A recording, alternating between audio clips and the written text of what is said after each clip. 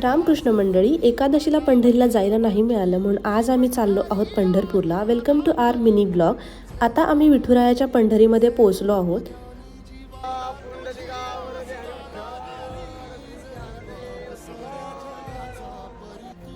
इथे आल्यानंतर एक वेगळंच समाधान मिळत होतं. अभंगाच्या तालावर या ताईंनी ठेका धरला होता.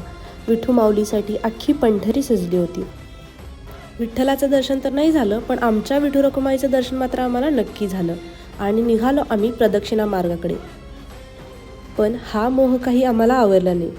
मग दोघांनीही आम्ही टिळा लावून घेतला.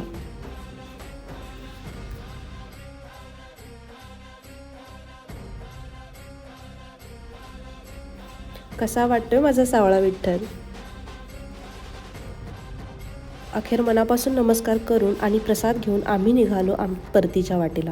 ब्लॉग कसा वाटला कमेंटमध्ये नक्की